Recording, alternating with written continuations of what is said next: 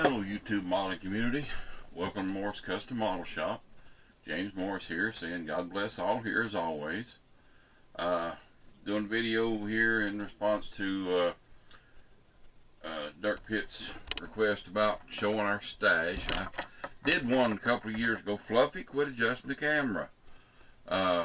Did one a couple of years ago, but my stash has changed quite a bit since then. I've been doing some trades. Come here, you little devil. Gonna beat the camera to death. Been doing some trades with some of the guys in the community, and I've enhanced my collection a bit through that method. And then I bought some kits down in Atlanta, and I bought a few from Ollie's up here. In fact, today I just got an order in from Chip. Got me a load of seats. Some of the Outlaws seats there. I've run out of nice looking seats to go in my builds. And I got me some B&M Pro sticks. Like those. That just came in the mail just a few minutes ago. So I'll get this camera off the pod and go around and show you some of my collection. Just bear with me a minute. This is the view when you first come through the door into the model shop. Got a 12 by 10 room that is basically where I do all my building and everything. Up here on this upper shelf is some 25th scale stuff and my big 1/8 scale collection there. Then I've got 25th scale here, and you can see from the side view that goes back some. These are all kits in shoe boxes, and there's more kits and shoe boxes up there. All these totes down here, these are my glue bombs, old builds of mine that got damaged, so on like that. And then we got a stack from the ceiling all the way down to the floor right there of car kits. This black rack over here is all armor and aircraft kits. I've traded off a lot of my armor and aircraft because I'm not that interested in those anymore. There's all that. These two cabinets right here are my parts box. That's all parts, pieces, and stuff like that in there. Over here on this wall is a stainless steel rack that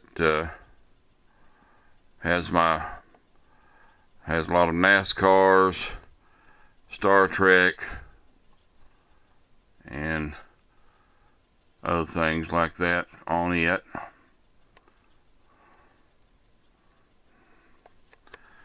Then under this little table right here is a stack,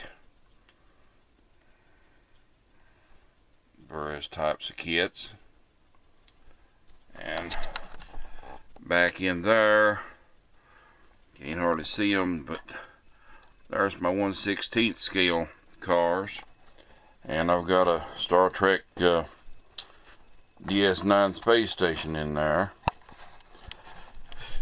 Under here is 3 layers deep of all car kits. Right there. These right here are projects that I've got in various stages of completion. I packed away. I got tired of them. Over here on this side, 2 layers deep.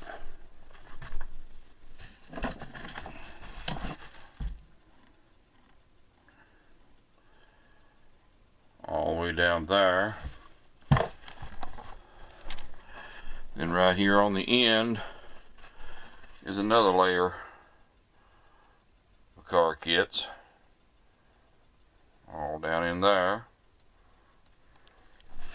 Then I've got this shelf right here. It goes 4 shelves, 5 shelves deep, or 5 shelves up, 2 layers deep. There's all my resin bodies. And here's more car kits up here, the larger boxes. And then on the very top up there, I've got some more 16th scale stuff and some multiple car kits. So on like that. Then over here is another shelf. These are all 2 layers deep, as you can see from this side angle. There's lots of different cars there. And this shelf over my desk is aircraft and armor that I've got left. Don't have as much of that as I did have. And then the last cubby hole down here under the workbench, it's 2 layers deep. Those are all NASCAR kits. Just about all of them's NASCAR kits. At one point in my life, I didn't have any place to do any painting or anything, so I sat at a table and just cleaned up, finished parts, and got them all ready to build. That's about it for right now. Got pretty much back there's a box I keep a lot of parts in, and I keep a lot of parts here. Here's my resin parts. All this cabinet's all resin parts. So on like that. There's your tour. Be back in just a second. There's your tour of the modeling shop and all the various kits. At last count, I was knocking on 600 car kits altogether, and there's probably at least 100 aircraft, armor, Star Trek kits on top of that. Of course, like I say, I've been at it for almost 60 years now. So things do accumulate over the time. Fluffy, come here. You keep beating that camera and running up the picture. Here. Sit here and say hello to everybody. Tell them what a useless cat you are. Had a mouse in the house and she can't even catch it.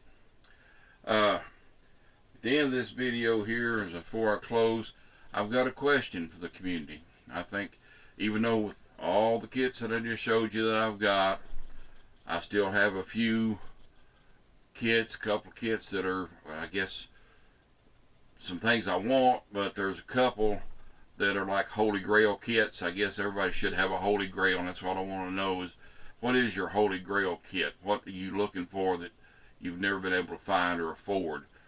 With me, one of the things I've been wanting is about to be taken care of. That new Chevy Suburban. I've wanted a mid-60s Chevy panel truck for years, because when I was young, my dad worked at a slaughterhouse in Dayton, or outside Dayton, and used to drive one of those and deliver meat over in Dayton in a red mid-60s Chevy panel truck. So I'm going to get one of those Suburbans, convert that over to a panel. The other things that I've looked for years, and I see them every once in a while available, but the price is just exorbitant. I've wanted a 67 Ford Galaxy 500, and every time I find one, they're around $350. And I've wanted the 33 Chevy sedan delivery, and every time I find one of those, it's around $200. That's just, I can't pay that much, because you got to add in the cost of finding another place to live and another divorce and all that when you pay that much for a car kit. So, Fluffy, would you stop? Just hang a sandbag on my tripod where Fluffy's trying to adjust the camera angle for me. But anyway, those are my holy grails. I just wanted to hear if anybody else has got kits out there that they're really looking for, or maybe one they wish they'd make it you never was made. We can't all be like little Ario over in I think Norway's where he's from, can turn a Corvair into a Cadillac. So, but there we go for time being. That's an answer to Dirk's question and a question of my own. That'll be all for right now, and I thank y'all.